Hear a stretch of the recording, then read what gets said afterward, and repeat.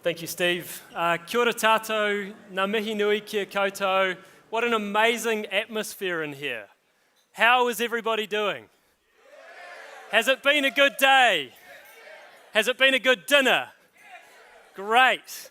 I have the 9:15 p.m. speaking slot after dinner. I actually just had a spa up top as well.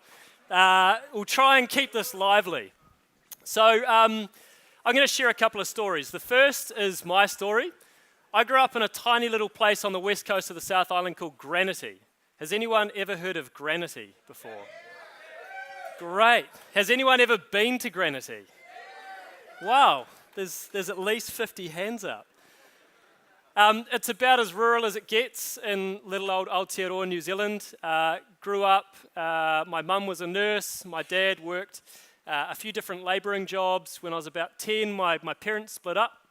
Kind of grew up playing every sport you can imagine: rugby, basketball, hockey, judo, swimming, anything I could get my hands on, really. And when I was at high school, I wasn't hugely into school. Most of my peers dropped out of school at 15 and either hit the drugs and partied maybe a little bit too hard, or dropped out of school and got jobs either at the fishing factory or at the coal mine. Somehow I got 3 Cs at high school and decided to go to university in Dunedin. And I guess moved to Dunedin mostly because it has really good surf down there. I love surfing, if anybody else likes surfing. And because I had 3 aunties and a lot of cousins and was doing commerce and design. Through design, I would get cameras out every weekend and make surfing and skateboarding films with mates. And through that, I guess, through just pursuing that passion, that design, creativity, entrepreneurship, I started learning about a lot of big issues in the world. Things like climate change, things like the extreme inequality that exists in our world. And as a young person, I just found this stuff really confronting. And I just started asking, what could I do? My passion was creativity and entrepreneurship. What could I do to try and make a difference? So doing this film production master's course, we had to produce a 25-minute doco. Could be about anything in the world. And we decided to tell the stories of 4 young New Zealanders who were taking action. And if the technology works, we're just going to play a little 1-minute clip from that. It works.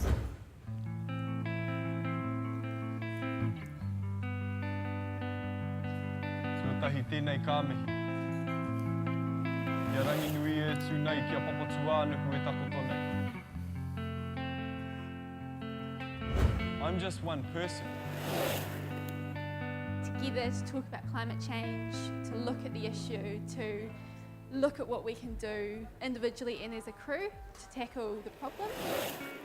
Let's just say they're not greenie, they're not hippie or anything, but they like what they do. It's something different for kids to get out and do hands-on stuff. Like, you don't have to be a hippie to plant a tree.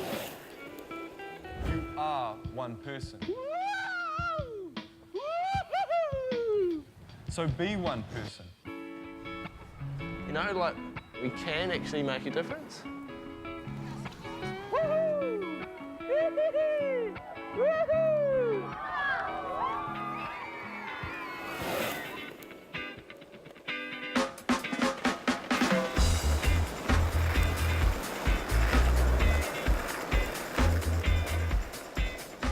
So the full film's 25 minutes long. Really, there were 4 remarkable young New Zealanders who were just stepping up to do something to try and make a difference. And as part of making the film, we ended up rolling up sleeves, and the guy walking down the beach that you've seen there, we ended up creating this big adventure festival where we walked from one end of the west coast all the way up in Karamea, where the Heaphy track starts, down to Franz Josef, 350 k's along the coastline, working with all the schools, communities. We planted over 5,000 native trees, removed 6 tons of rubbish from West Coast beaches, and then the film ended up winning the Colorado International Film Festival.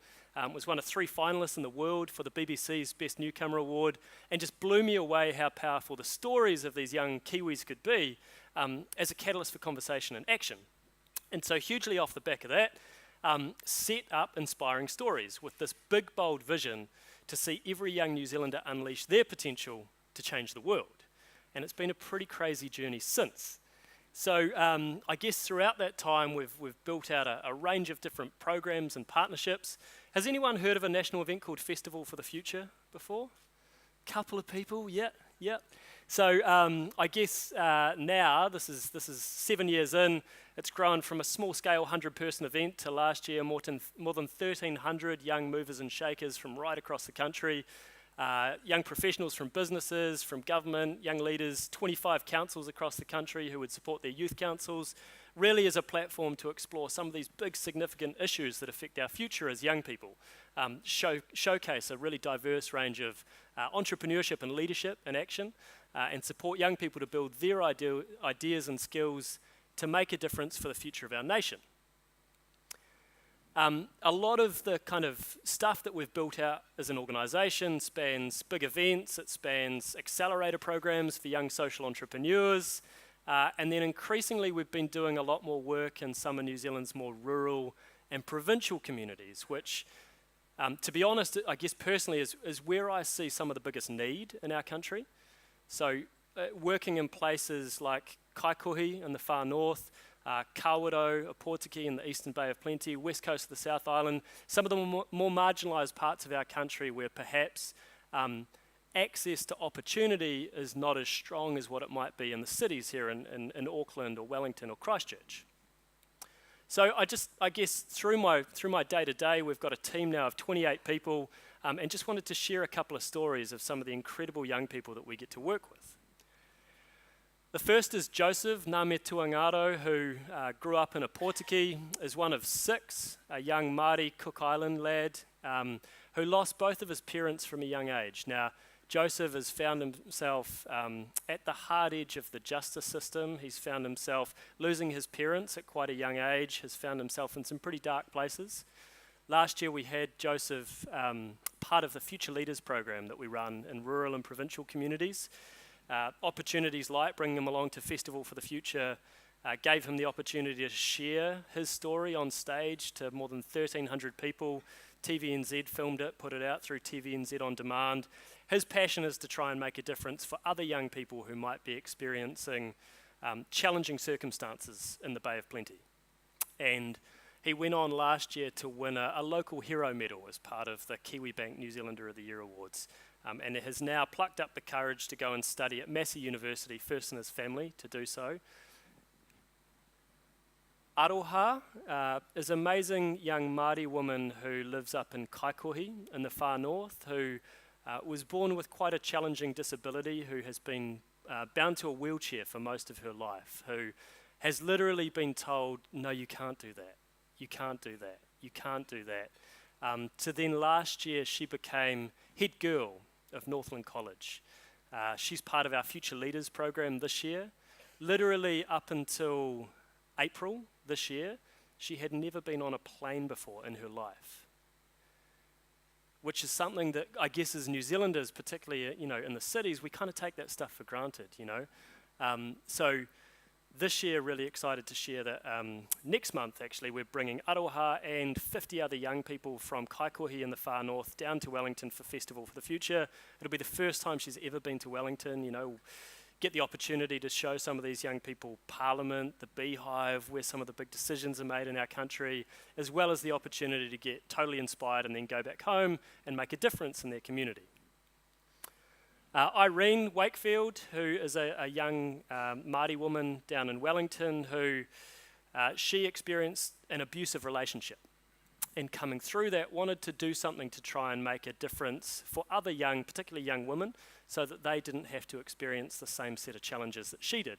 And what Irene has been working to develop is mentoring and education programs for young women in particular, and how she's been working to kind of resource and finance that stuff. She did quite a cool campaign where she partnered with Glassons and ran a campaign called True Love, and they stocked t-shirts in 40 stores nationwide, with the profits then going back in to help fund mentoring and education programs that she runs.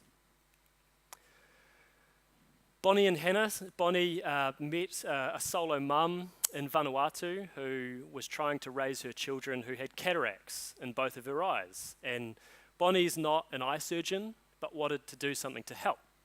Her passion was beauty and business. So Bonnie, working with Hannah, they've set up an ethical cosmetics company where the first product is a mascara, fair trade, organic, vegan mascara, and 50% of the profits go to the Fred Hollows Foundation to perform restorative eyesight surgery. People may have seen Bonnie and Hannah on TVNZ One News last year. They ran a Kickstarter campaign. Again, the power of storytelling, the power of media, managed to get on One News, and within hours, it just totally got them over the line, raised like 125K to launch globally at New York Fashion Week this year, and now have had just sales coming through. So pretty amazing example of young people driven to make a difference, really leveraging tools, technology and entrepreneurship and purpose to try and achieve that. Next up, so when Steve invited me to speak tonight, he didn't want to just hear from me. He wanted to hear from somebody else who had been through some of our programs, who could potentially step up and share his story. And I know that when we were talking about me speaking tonight, we talked about getting Noah up. But I know that there's been a few kind of challenges at the airport. There's been a few challenges with traffic. So I'm not actually sure if he's here or not. I'm just going to give him a quick call. Bear with me. Has anyone seen Noah?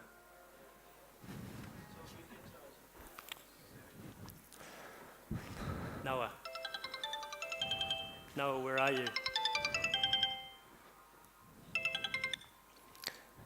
Yeah, hello, Guy. Hey, buddy, how are you? Yeah, not too bad, thank you. I'm actually just at the back of the conference room at the moment. Are you? What are you doing back there? I'm actually just feeling a bit intimidated. I feel like a bit of a baby in a suit. You've got a spotlight on you. Yeah, I know. All these faces are staring at me now. I'll make my way over. Oh, it's a pretty intimidating crowd. Come on up, mate. Please join me in welcoming Noah to the stage.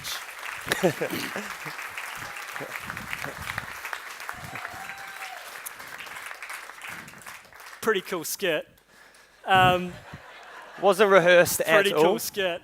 So Noah's going to tell his own story, but just before he does, you may recognise Noah as New Zealand's most famous teen dad. He's had some pretty big hoops that he's had to jump through. Noah was actually a scholarship recipient to Festival for the Future back in 2016, which is where we first connected. And I guess now, having come through being a scholarship recipient to then taking up an internship to now becoming an employee and part of our time, this kid blows my mind. Noah, tell us a little bit more about your Cheers, story. mate. Thank you. First of all, just a big round of applause for our guy Ryan, please. That'd be awesome.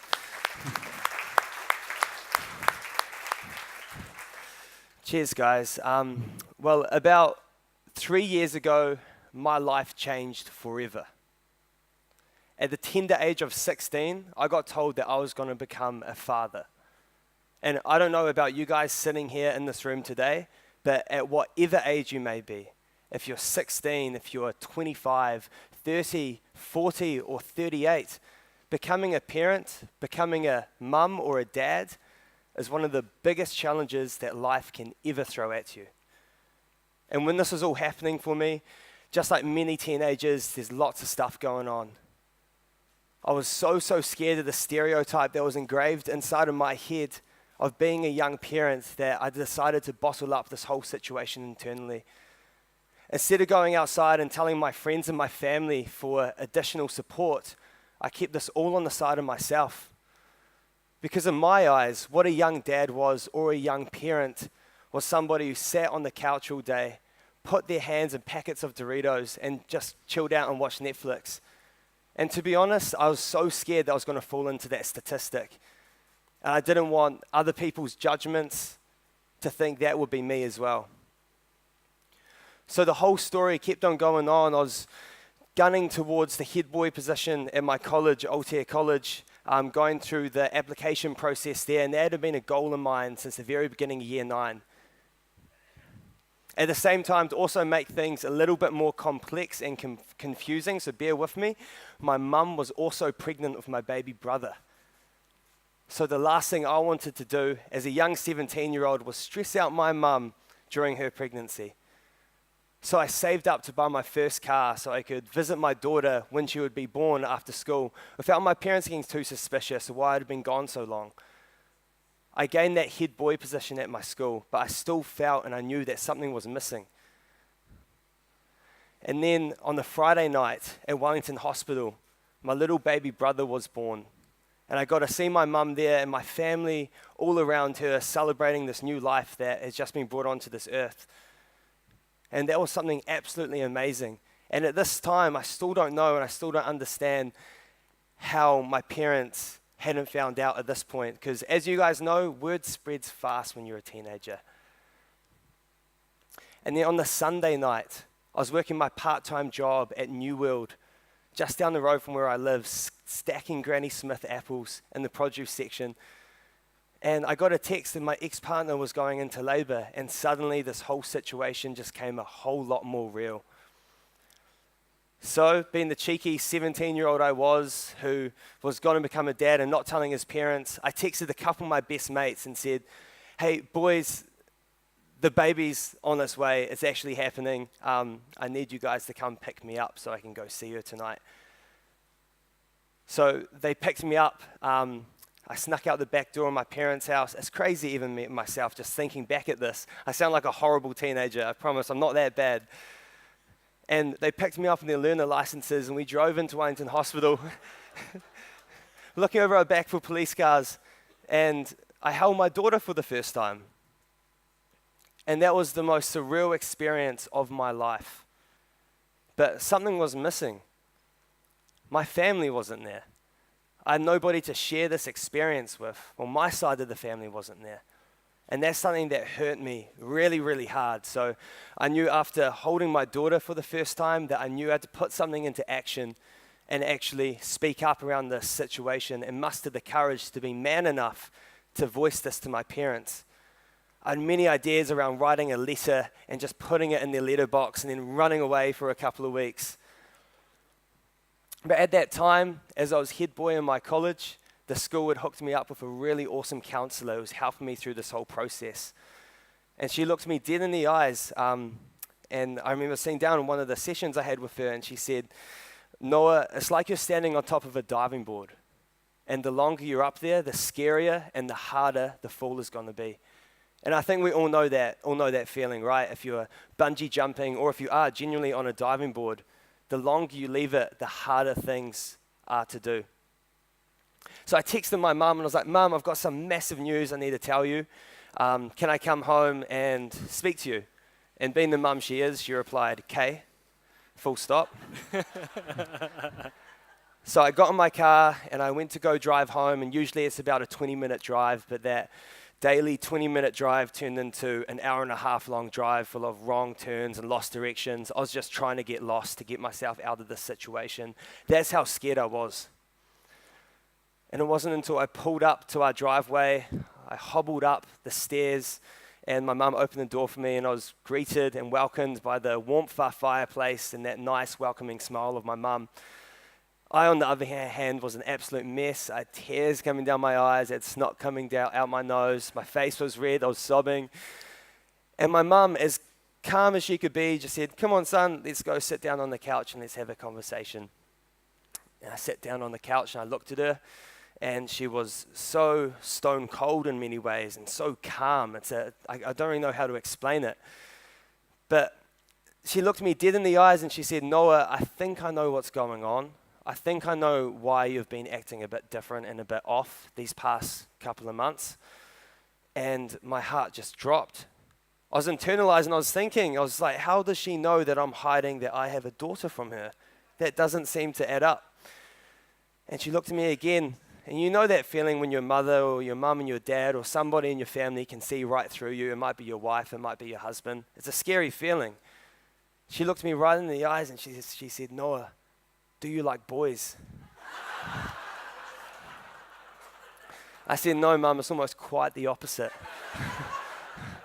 And I told her the situation, how I became a father, but at that time, it wasn't like I was becoming a father. I was already a father at that stage. So it was kind of like, boom, you're a grandma. And that was really, really, really tough and challenging on her. And if I could go back in many ways, I probably would change my approach with that too. Seriously. Maybe a little bit. But one thing that my mum taught me through all of that is if you stand up with your head held high, that's when nobody can judge you. If I had continued to walk around kicking the gutter and saying, I'm a teen dad, yeah, I don't know really what to do, that's when people will walk over you and play advantage to that. But instead, standing up strong and proud to whatever stereotype any young person is facing, that's how we can help more people unleash their potential. And this doesn't relate directly just to young parents. This can relate to young people living in more rural, provincial places like Kawerau and Aporiki, and them not having the confidence in themselves to think that they can achieve some really cool things. Or it could be as simple as somebody's ethnicity or their skin color, their religion, their accent, their background. I think we all have a responsibility to be there for each other. And if we do that, that's the ways that we can create a bigger sense of community in schools, businesses, and the wider world. This whole journey has been such a massive journey of mine. It's crazy to think that this was 3 years ago.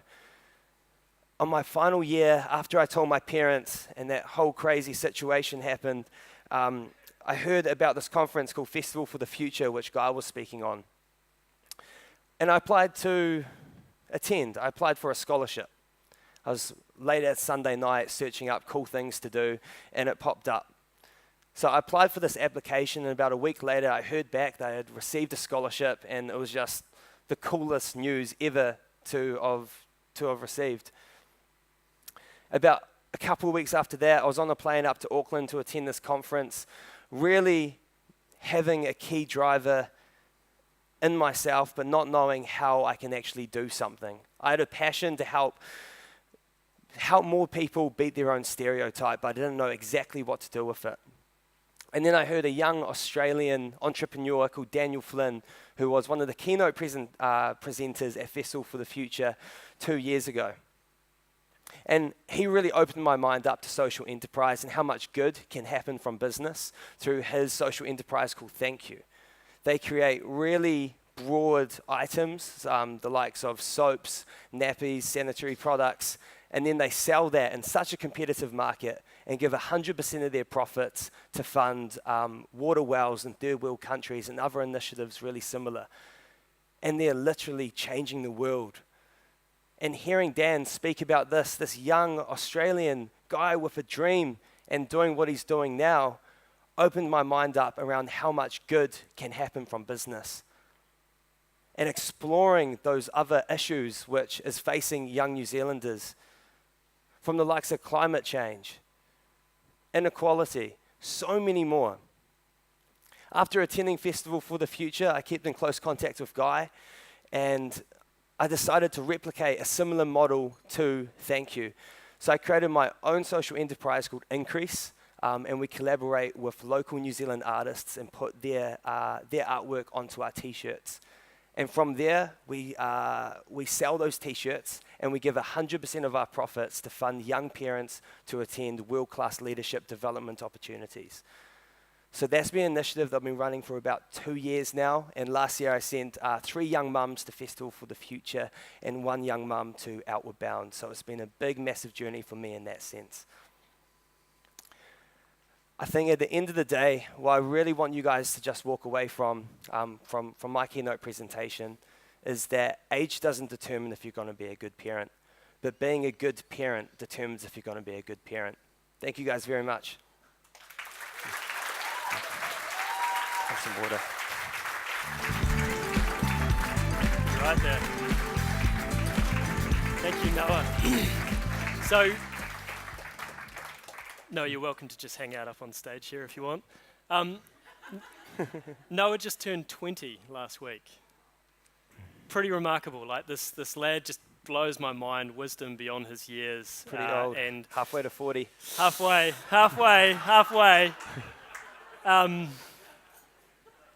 Went from scholarship recipient, setting up, Increase, supporting 3 young mums to attend Festival for the Future last year, and a fully funded trip for a young parent to go to Outward Bound.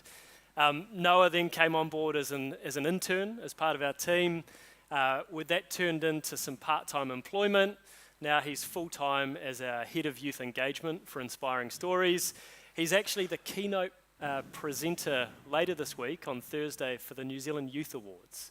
So it's been amazing to watch this lad just grow and grow and grow. Hugely proud of you, bro. Cheers, bro. Appreciate it.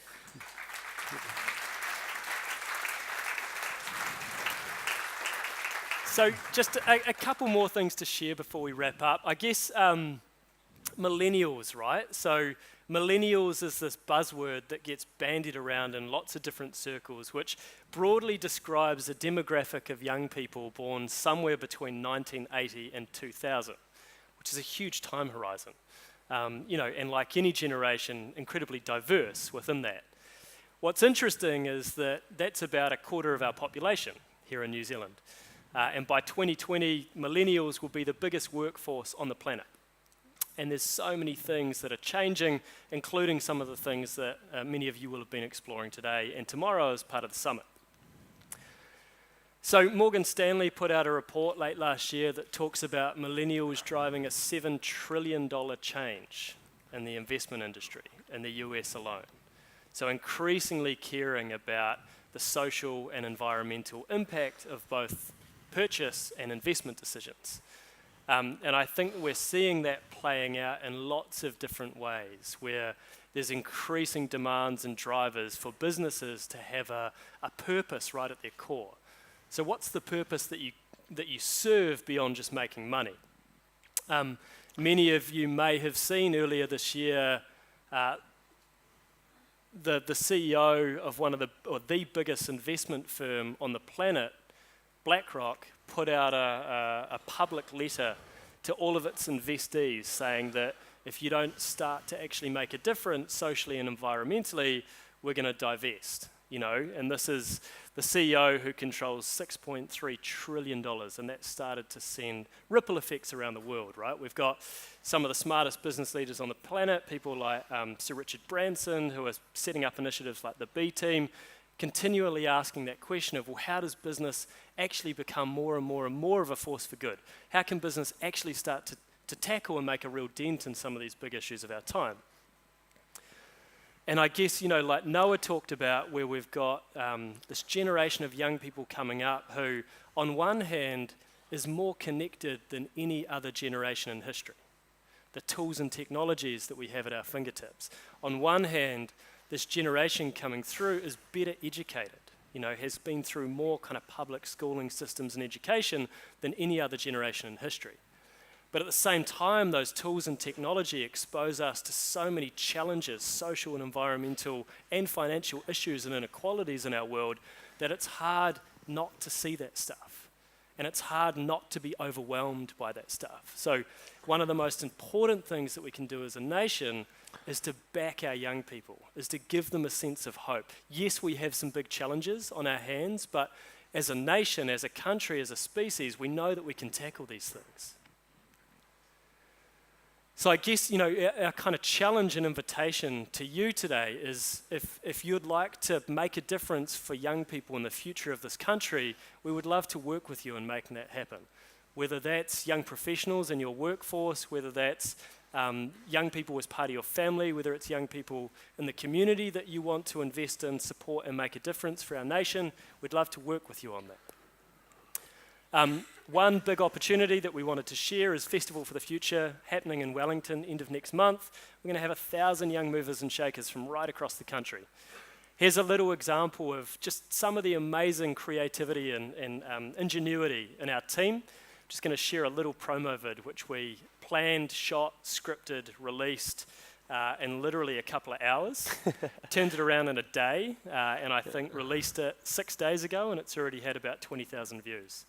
So hugely proud of the team for this little one. If you could do one thing to change the world, what would it be? We were the first country in the world to give women the right to vote. We're a tiny nation that punches way above its weight. We're not afraid to challenge the status quo. By 2020, millennials will be the biggest workforce on the planet. Our world is changing, and right now we need a new kind of leadership. In July this year, more than 1,000 Kiwis will converge on the political and geographical heart of our nation, right here in Wellington.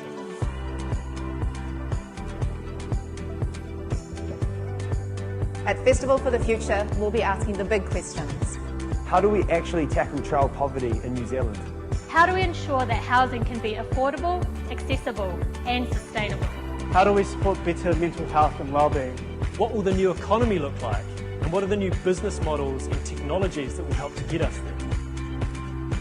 As a tiny little nation that punches well above its weight, if we truly put our mind to it, we can achieve anything.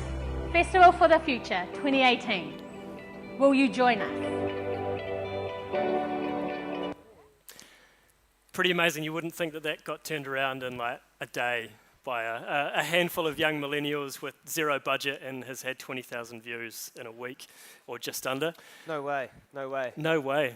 I think, so much is going on at the moment and so many young people need a voice and need a platform. There's so many different challenges from, as Guy mentioned, climate, inequality, social, everything. The big challenge I put to you guys is what are we going to do about it? Us as New Zealanders have a collective understanding and actually a responsibility to be there for each other. So we'd love to work with you on this. Please be in touch with either myself and Guy, and we really hope to see you all at Festival for the Future and help us shaping the future too. Cheers guys, thank you. Thank you team.